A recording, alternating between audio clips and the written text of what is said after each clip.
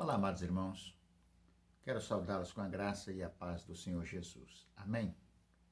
Mensagem desta noite está baseada no livro de Hebreus, capítulo 12, do primeiro verso até o versículo 15, e tem como título O Poder da Esperança em Cristo. E a palavra de Deus diz assim: Portanto, também nós, visto que temos a rodear-nos tão grande nuvem de testemunhas, desembaraçando-nos de todo o peso e do pecado que tenazmente nos assedia, corramos com perseverança a carreira que nos está proposta, olhando firmemente para o autor e consumador da fé, Jesus, o qual, em troca da alegria que lhe estava proposta, suportou a cruz, não fazendo caso da ignomínia, e está sentado à destra do trono de Deus. Considerai, pois, atentamente aquele que suportou tamanha opressão ou oposição dos pecadores contra si mesmo, para que não vos fatigueis desmaiando em vossa alma. Ora, na vossa luta contra o pecado, ainda não tendes resistido até o sangue, e estáis esquecidos da exortação que, como a filhos, discorre convosco. Filho meu, não menosprezes a correção que vem do Senhor, nem desmaies quando por ele és reprovado. Porque o Senhor corrige a quem ama e açoita todo filho a quem recebe. É para a disciplina que perseverais. Deus vos trata como filhos, pois que filho há que o pai não corrige? Mas, se estáis sem correção, de que todos se têm tornado participantes, logo sois bastardos e não filhos.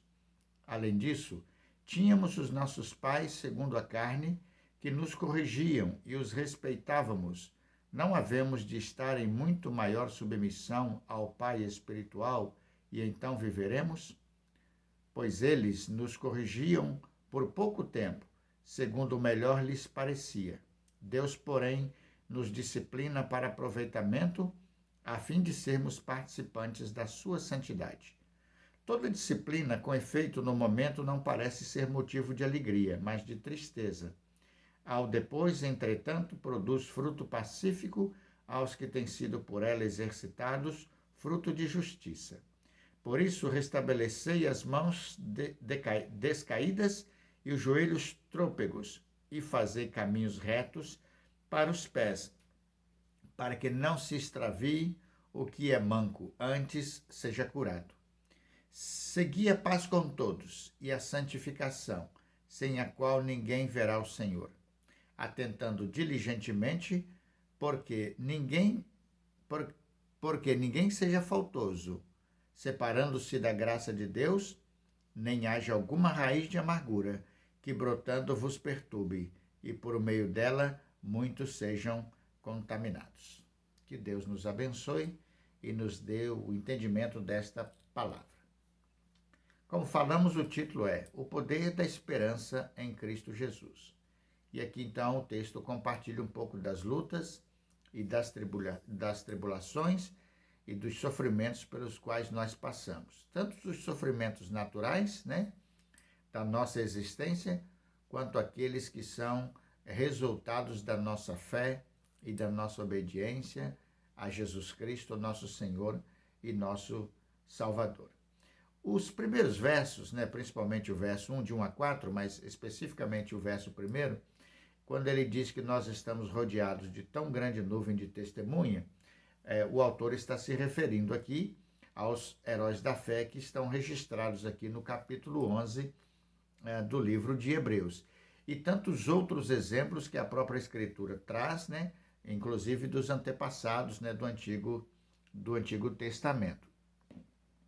Também o texto diz, ainda no primeiro verso, ele fala sobre o peso, desembaraçando-nos de todo o peso e do pecado que tesnamente nos assedia, corramos com perseverança a carreira que nos está proposta. Então, desembaraçando do peso significa tudo aquilo que se apresenta a nós, que vem a nós na tentativa de nos impedir de sermos vencedores, Tudo aquilo que impede o crente de ser um vencedor. Então, é desembaraçar desse peso. E o pecado que tenazmente nos assedia é a incredulidade.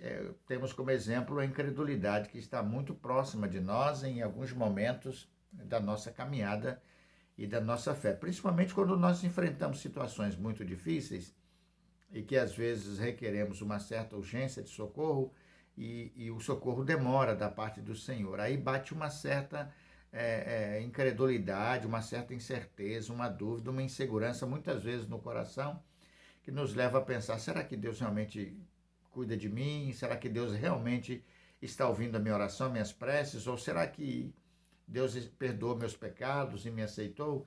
Então, esse pecado que tenazmente, né? Palavra complicada, tenazmente nos assedia, são esses momentos de incredulidade que às vezes aflora no coração de cada um de nós.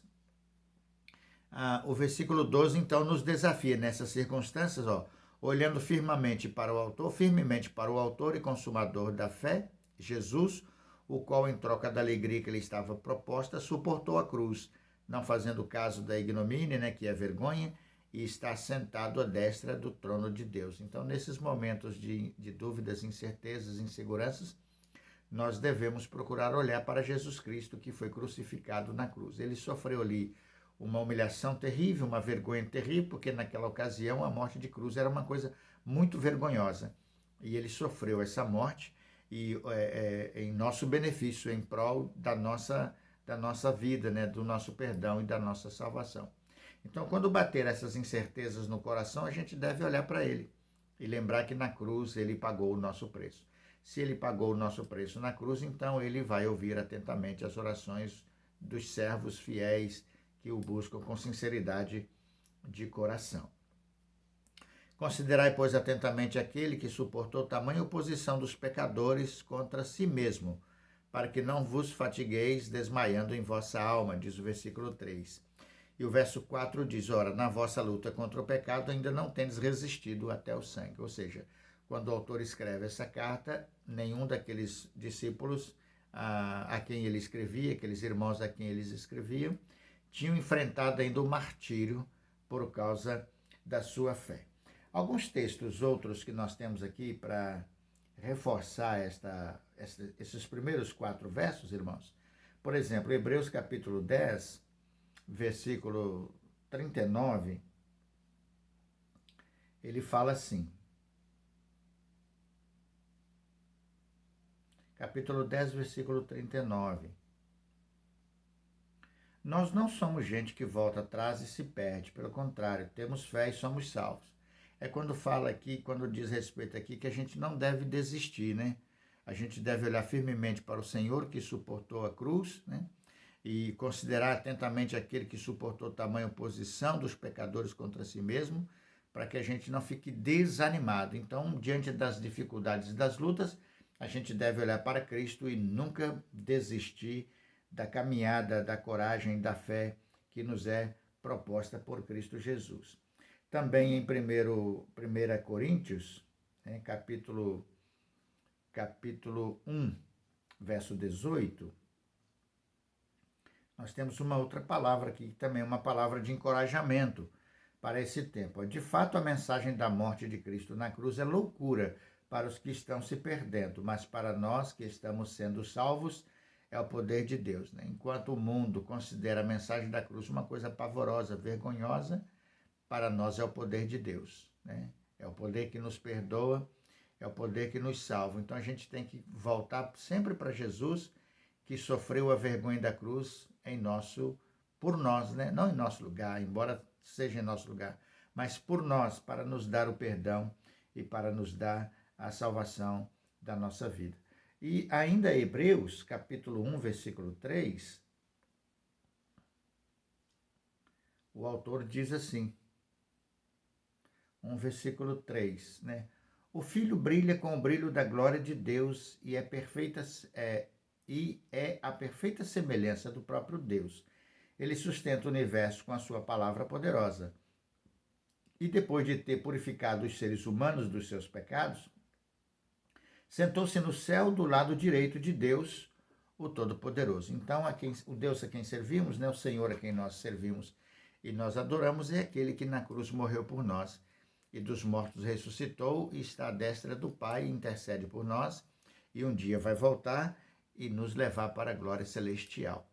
Então, esses primeiros 4 versos, né, nos trazem esta palavra de esperança, de encorajamento, de confiança e de fé que nós precisamos ter em Cristo Jesus, porque Ele é a nossa esperança diante de um mundo de pecado, diante das lutas que nós enfrentamos, né, das angústias que tomam conta também do nosso coração. Alguns destaques que vamos fazer aqui do verso 5 até o versículo 11, não é? Por exemplo, aqui o autor fala sobre o que leva o cristão a sofrer a disciplina, né? Porque aqui fala da disciplina. O que leva os crentes, né? O que faz com que os crentes sofram disciplina da parte do Senhor? Então, 4 destaques, né? Vamos fazer aqui. Primeiro, né? A disciplina é parte do processo educativo de santificação do crente, né? O versículo 10 fala sobre isso. Ele diz assim, ó, pois eles nos corrigiam, falando dos pais, né, carnais, né? Pois eles nos corrigiam por pouco tempo, segundo melhor lhes parecia. Deus, porém, nos disciplina para aproveitamento, a fim de sermos participantes da sua santidade. Então, quando Deus nos disciplina, a intenção do Senhor é nos santificar para Ele, né, para que sejamos um povo santo ao seu serviço, para a glória dEle e para a honra dEle. Então, o primeiro objetivo da disciplina cristã, da parte do Senhor, é isso, nos santificar para Deus. Segunda coisa, a disciplina é prova do relacionamento de amor entre Deus e os crentes, né? Aqueles que foram salvos por Ele. Os versículos 6 e o versículo 8, né? Diz assim, porque o Senhor corrige a quem ama e açoita todo filho a quem recebe. Mas se estáis sem correção, de que todos se têm tornado participantes, logo sois bastardos e não filhos. Então, a segunda razão pela qual somos corrigidos é porque Deus nos trata como filhos, né? E qual é o pai que não corrige o filho a quem ama? Então, a disciplina aqui é prova também do amor de Deus para conosco. Terceira situação é que a disciplina ajuda a treinar os crentes na obediência, né? O versículo 9 diz assim, além disso, tínhamos os nossos pais segundo a carne, que nos corrigiam e os respeitávamos. Não havemos de estar em muito maior submissão ao Pai espiritual e então viveremos? Então a disciplina também, alguns podem chamar de castigo, né? Ele, da parte do Senhor, quando ele vem, a intenção é nos ensinar a obediência, né? É nos treinar na obediência aos mandamentos de Deus e a sua palavra. A obediência aos mandamentos, olha o que diz aqui, ó, a obediência aos mandamentos gera vida, né? Quando diz a submissão ao Pai espiritual e então viveremos. Se você quer ter vida, se nós queremos ter vida, vida espiritual, vida eterna, nós precisamos obedecer a palavra do Senhor. Então, esta é a terceira razão. A quarta razão da disciplina é que ela produz fruto de justificação, né? Ou fruto de justiça na vida dos crentes. Versículo 11. Toda disciplina com efeito no momento não parece ser motivo de alegria, mas de tristeza. Ao depois, entretanto, produz fruto pacífico aos que têm sido por ela exercitado, fruto de justiça. O resultado final da disciplina e da obediência à disciplina do Senhor, que o faz a nós por amor, é que nós receberemos a vida eterna, nós receberemos o perdão, nós receberemos a salvação e viveremos com o Senhor para todo sempre na sua morada celestial. Outros textos que a Bíblia trazem também outros ensinamentos acerca da disciplina, né? O quanto ela é importante. Por exemplo, Romanos capítulo 8, versículo 18, né? Fala assim, ó, Bíblia na linguagem de hoje aqui. Eu penso que o que sofremos durante a nossa vida não pode ser comparado de modo nenhum com a glória que nos será revelada no futuro. Então, quando Deus permite alguma forma de correção, disciplina, tribulação, luta, aflição, é uma preparação para aquilo que nós vamos receber no futuro. E que o que nós vamos receber é infinitamente superior a tudo que nós enfrentamos aqui nesta vida. Então, quando Deus nos corrige, é com esse propósito, para que recebamos no futuro algo muito melhor do que nós temos aqui nesta vida. Há outros textos, mas eu vou pular aqui, vou para Filipenses 1, verso 29. Filipenses capítulo 1, versículo 29, né? Diz assim: pois ele tem dado a vocês o privilégio de servir a Cristo, não somente crendo nele, mas também sofrendo por ele. Então, as tribulações que enfrentamos como cristãos, por causa da nossa fé, é também nos permitida por Deus como um privilégio para servi-lo. E para que o mundo saiba que o que nós estamos passando é por causa da nossa fé. E o resultado disto pode ser a conversão de muita gente. Muitas pessoas vão se converter, virão a se converter por causa da sabedoria e da paciência do cristão em passar pelo sofrimento permitido por Deus para resultar na salvação daqueles que estão perdidos sem Cristo e sem salvação. O versículo 14, né?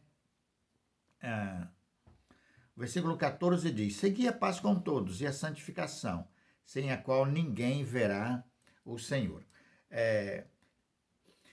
O verso 12 e 13 é assim: sabendo que nós temos algo superior que nos aguarda e nos espera, então a gente não deve mais viver desanimado nem enfraquecido, né? Que diz, voltando ao verso 12, né? Por isso restabelecei as mãos descaídas e os joelhos trôpegos, fazer caminhos retos para os pés, para que não se extravie o que é manco, antes seja curado. Então, todo sofrimento tem como propósito esse sentido, né? Nos restaurar e restaurar aqueles que precisam de restauração. E, posterior a isso, vem a palavra que nos recomenda a viver em paz com todos e a buscar a santificação. Do contrário, ficaremos impossibilitados de entrarmos na presença celestial, né? Ninguém verá o Senhor. Então, a necessidade de viver em paz com todos e da busca da santidade é para que, por exemplo, nesta vida terrena, enquanto adoradores a Deus, enquanto nós cultuamos ao Senhor, nós tenhamos condições de adorar a Deus de modo aceitável, né? De modo que o nosso culto possa ser aceitável. Né? Porque depois, quando a gente for salvo e ir para o céu, já está consumado o ato da nossa salvação. Não há o que fazer. O que nós precisamos fazer hoje é ter uma vida pura e santa diante do Senhor, ligada à paz que nós devemos ter com os nossos irmãos e a santificação com Deus, para que o nosso culto oferecido a Ele seja agradável a Ele. Ele possa se agradar. E Deus agradando do nosso culto resulta em perdão, em salvação, em cumprimento de promessa de salvação e de vida eterna. Então é fundamental que a gente saiba viver em paz com os nossos irmãos e em santidade na nossa conduta de vida diante da sociedade, diante do Senhor que nos observa dia após dia. E, finalizando, o versículo 15, né, que diz assim: atentando diligentemente porque ninguém seja faltoso, separando-se da graça de Deus, nem haja alguma raiz de amargura que brotando vos perturbe, e por meio dela muitos sejam contaminados. Se nós temos em Jesus o poder da esperança, não podemos permitir que a falta de amor ao próximo e a falta de santidade venha resultar, como diz aqui o verso, né? Que nós nos afastemos da graça de Deus e da sua misericórdia. E em função disso, vivamos com um coração amargurado, né? Oprimido. E com a amargura do coração, vir a contaminar outros também com a amargura do nosso coração, né? Inflamar outros com as nossas frustrações religiosas, com as nossas frustrações espirituais. Então, quando nós não acompanhamos aquilo que a graça de Deus deseja fazer em nossa vida, o resultado pode ser vida de amargura. A graça quer fazer algo sobrenatural em nós. Mas se a gente não acompanha os planos de Deus e o propósito de Deus, a gente vai acabar fazendo coisas que não são agradáveis ao Senhor. E haverá, então, nesse tempo, um período de desgosto em nossa vida. Isso poderá nos afastar muito da presença e da comunhão do Senhor. Pode ser uma situação muito arriscada. O verso 16 e o verso 17 tomam como exemplo aqui a experiência de Esaú, né? Esaú desprezou a bênção da primogenitura e por causa de um prato de lentilha. E como seu irmão o enganou e levou a comida que ele preparou para o seu pai, acabou seu irmão recebendo as bênçãos que seriam dele. Ele ficou muito indignado com isso. Então, quando ele viu que o seu irmão tinha recebido a bênção, ele implorou ao pai dele que o abençoasse também. É Gênesis capítulo 27, verso 34 e o verso 41 diz assim. Gênesis capítulo 27. Verso 34 e depois o verso 41, né? Quando Esaú ouviu isso, deu um grito cheio de amargura e disse: meu pai, dê a sua bênção para mim também. Versículo 41. Esaú ficou com ódio de Jacó porque o seu pai tinha dado a ele a bênção. Então pensou assim: o meu pai vai morrer logo. Quando acabarem os dias de luto, vou matar o meu irmão. O autor de Hebreus diz assim, no verso 16, olha, nem haja algum impuro ou profano como foi Esaú, o qual por um repasto vendeu seu direito de primogenitura. Pois sabeis também que, posteriormente, querendo herdar a bênção, foi rejeitado, pois não achou lugar de arrependimento, embora com lágrimas o tivesse buscado. O que foi que Esaú buscou com lágrimas, irmãos? Ele buscou a bênção. Ele buscou a bênção. Tudo que ele queria do pai dele era ser abençoado. Em nenhum momento no texto de Gênesis 27 nos relata que ele buscou o pai humilhado, se arrependendo e pedindo perdão pela traição que ele fez, por ter vendido o seu direito de primogenitura por um prato de comida. Ele foi tão mesquinho que ele vendeu uma bênção que ele tinha por um prato de comida. E depois quis ser abençoado pelo seu pai. O que a palavra de Deus, irmãos, requer é que não haja em nós amargura a ponto da gente se vender por um prato de comida e depois querer que Deus nos abençoe. Que a gente despreze todo o mandamento do Senhor, toda a palavra do Senhor e todo o ensinamento do Senhor.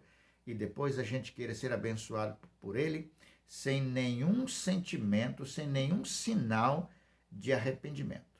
Sem nenhum sinal de arrependimento. E é muito perigoso a amargura por causa disso, porque a amargura pode te fazer cobrar de Deus bênção do Senhor, sem que você demonstre nenhum sinal de arrependimento pelo pecado que você cometeu, seja contra Deus, seja contra seus irmãos, seja contra quem quer que seja. Então é preciso, antes de ser abençoado, reconhecer o erro, se humilhar diante de Deus e pedir perdão. A nossa esperança de perdão e a nossa esperança de vida eterna é o nosso Senhor Jesus, nosso Senhor e Salvador, e que pela fé procuramos servir e procuramos adorar e prestar a Ele um culto que seja aceitável a Ele. Que Deus nos abençoe, irmãos. A nossa luta não é pequena, a nossa luta é grande, precisamos de sabedoria e discernimento para entender a disciplina do Senhor, mas tudo que Deus faz é para a nossa salvação. Que Ele seja louvado e glorificado. Que Deus abençoe ricamente os irmãos. Amém?